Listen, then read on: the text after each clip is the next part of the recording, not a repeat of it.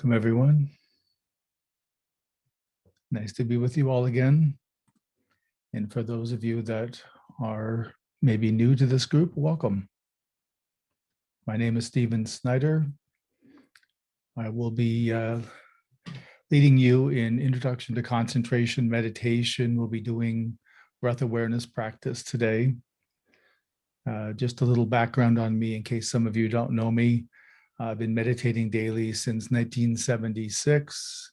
I was authorized to teach by the Venerable Pa Auk Sayadaw in 2007, which led to the first book I co-authored, Practicing the Jhanas, which is the practice we'll be doing today. And then I have a more recent book, Buddha's Heart, which also has the breath awareness practice in it. So I call this meditation we're doing breath awareness meditation. The proper name in Pali is Anapanasati. Sati means awareness, and Anapana means breath. So breath awareness meditation. One of the things I want to say about concentration meditation is that it's a meditation where we focus on a meditative object to the exclusion of everything else in our experience or perception. And that doesn't mean that we're trying to suppress thoughts or body pain or environmental noise.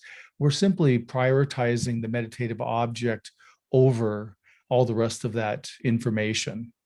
So it's a matter of just holding on to that one meditative object to the exclusion of all else. And one of the great things about concentration meditation is that it really helps us develop an ability to be open, to be direct, and to be into contact with the unity of our awareness. And we're bringing that unity of awareness to the one object, again, to the exclusion of all else. So it allows our thoughts to quiet. It allows our interior activity to also relax, and invites a spacious serenity into our consciousness. As you probably know, concentration meditation, particularly jhana, which is absorption concentration, it's the third level of concentration. The first level is momentary concentration, meaning where is your awareness in this moment? And as we stay with the meditative object for 10 to 15 minutes without serious interruption, then we would classify that as access concentration, which also can have a lot of qualities we call jhana factors, things like joy and bliss that can come into our meditation and really help us stay focused on the meditation. In the suttas, the talks the Buddha gave, he referenced jhana and the importance of jhana in a large percentage of the suttas. And I've been told by some of the scholars that it's been as much as 60 to 80% of the suttas jhana is mentioned. I don't know if that's actually accurate myself, but just to say it's stressed in Buddhism is a fair statement. And the importance of any kind of concentration meditation is purification of mind. And we're purifying the mind every time we return back to the meditative object. So when we find ourselves thinking about what we're going to do tomorrow and making a little list of our daily activities, and we come back to the breath, there's a purification of mind in that action because you're prioritizing the breath, being with the breath over everything else. And also when we stay and we're sustained being with the breath, that also develops purification of mind because we're steeping ourselves in that contact, in that unity of awareness and the contact with our object. So two of the things I want to talk about today, I want to talk about continuity. And continuity really means that we're staying with the object. And it's important to develop that skill in the meditation itself, to stay with the breath. And when I say be with the breath, it's just like we're being with each other right now. We're not really making a lot of effort. We're not really doing a lot. We're simply being present to each other, making contact. And that's what we're doing with the breath, is we're just being with the breath, making contact. And that develops the intimacy. And the continuity I'm speaking of that's really a question of what do you do when you're off the cushion? Because we can be with our breath really at any time. And a lot of folks look at being with the breath that it's like an on or off switch. Either you're fully present with the breath or you're not. And really, it's more like a dimmer switch, meaning we can be with the breath, 10% of our awareness can be in contact with the breath, or it can be more. But the point is, we can establish contact with the breath when we're moving through our daily life, particularly things like when we're waiting in line somewhere.